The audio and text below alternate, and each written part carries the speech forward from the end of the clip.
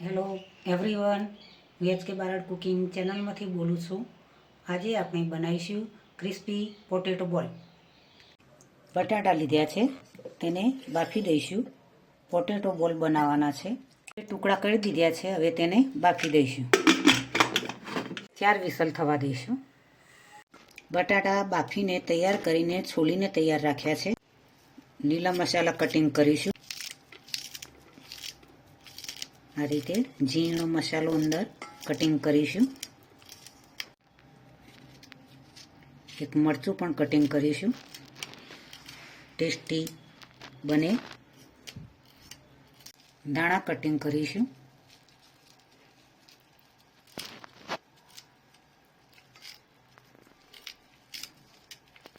ત્રણ ચમચી કોર્નફ્લોર.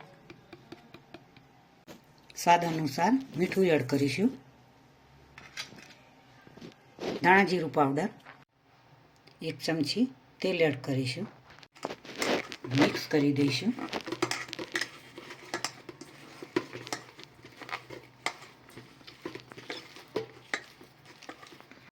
આ રીતે મિશ્રણને બરાબર મિક્સ કરી દઈશું. બરાબર મિક્સ થઈ ગઈ છે.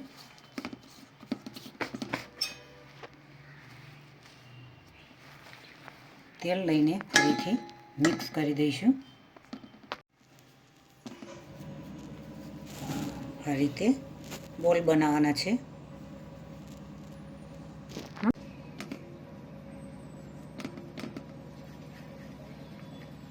બોલ બનાવતા જઈશું. ની ઋતુમાં બટાટાના આ રીતે મસાલાવાળો બોલ બનાવીને ખાવાથી ખૂબ જ સારો એવો ટેસ્ટ આવતો હોય છે.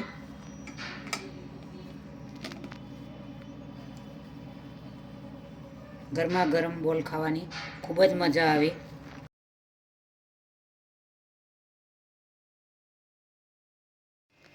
બોલ બનાવીને તૈયાર કરી દીધા છે, હવે તેને તળી દઈશું.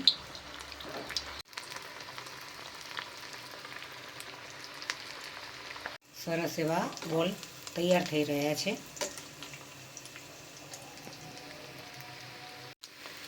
લીલા મરચાંની જગ્યાએ તમે લાલ મરચું પણ નાખી શકો. નાના બાળકોને ખાવાના હોય તેથી મીડિયમ મરચું નાખીને બનાવી શકાય. સરસ એવા ક્રિસ્પી અને ટેસ્ટી બટાટાના બોલ સરસ એવા તૈયાર થાય છે. બાળકોને તમે સવારે નાસ્તામાં લંચ બોક્સમાં ભરીને આપશો તો ખૂબ જ આનંદમાં આવી જશે.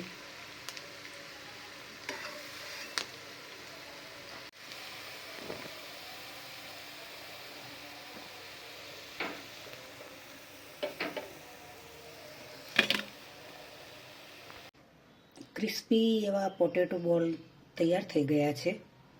સરસ એવા ટેસ્ટી બન્યા છે. પોટેટો બોલ 12 મહિના ખાઈ શકાય તેવી વાનગી છે. ખૂબ જ ખાવાની મજા આવે. ગરમા ગરમ તો ચટણી સાથે, ચા સાથે ખૂબ જ મજા આવે ખાવાની. મહેમાન આવે તો પણ તમે આ રીતે ક્રિસ્પી બોલ બનાવીને ચા સાથે, ચટણી સાથે ખવડાવી શકો.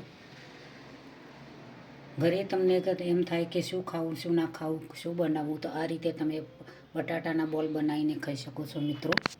તો આજની રેસીપી તમને જરૂરથી મારી ગમી હશે. મારી ચેનલને સબસ્ક્રાઈબ કરજો. મારા વિડીયોને લાઈક કરજો, શેર કરજો, બને તો કોમેન્ટ કરજો.